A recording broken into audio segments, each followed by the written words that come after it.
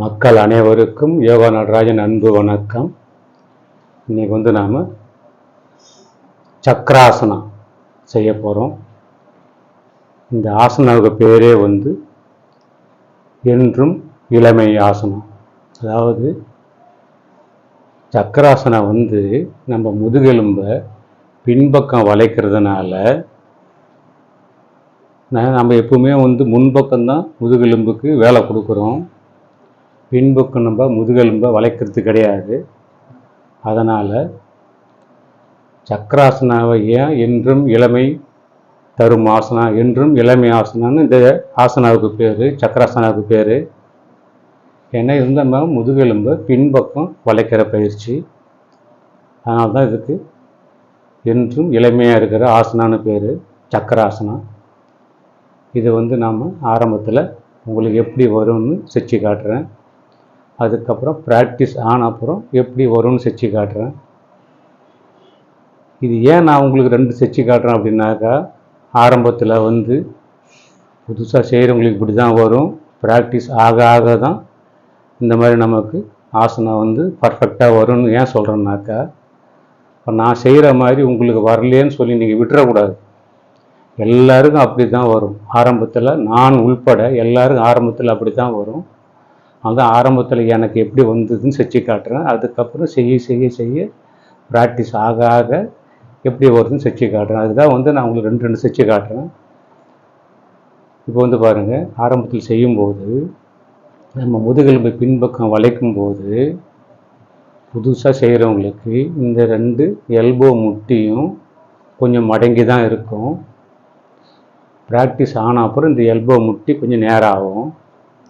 அதே நம்ம இடுப்பும் இப்படி வளைக்கும்போது பின்பக்கம் ப்ராக்டிஸ் ஆன அப்புறம் இந்த இடுப்பு வயிறு நல்லா மேலே ஆர்ச் மாதிரி கருவாகும், ஆர்ச் மாதிரி ஆகும்.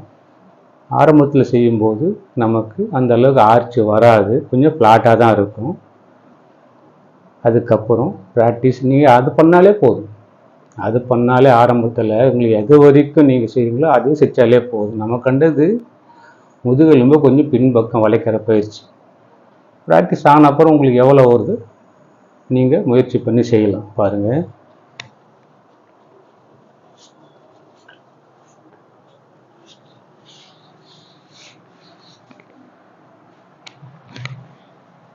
படுத்துக்கணும்.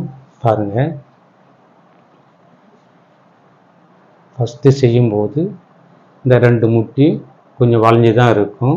இடுப்பு ஃபுல்லாக மேலே போகாது, கொஞ்சம் கம்மியாக தான் போகும். பாருங்கள், வச்சுக்கினீங்க. இப்போ ஆரம்பத்தில் எப்படி வரும்னு செஞ்சு காட்டுறேன். பாருங்கள்,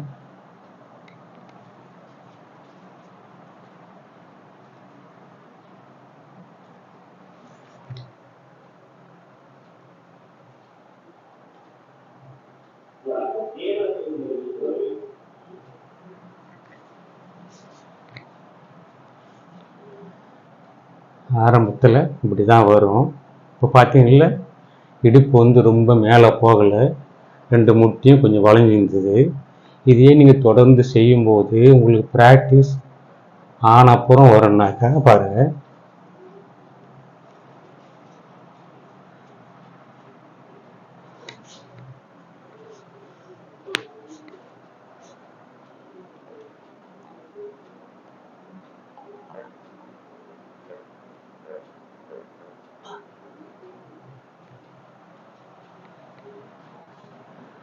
செய்துட்டு அப்புறம் மணிக்கட்டுக்கு ரிலாக்ஸ் பண்ணிங்க.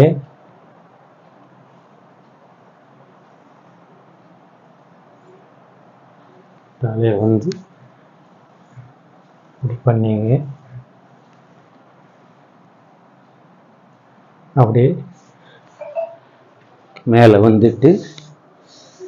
நம்ம பின்பக்கம் பெண்ட் பண்ணதுனால ஒரு ஃபார்வர்ட் பெண்ட் பண்ணிங்க.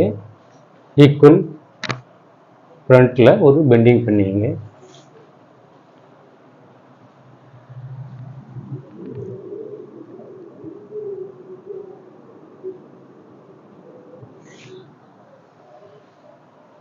அருமையான பயிற்சி.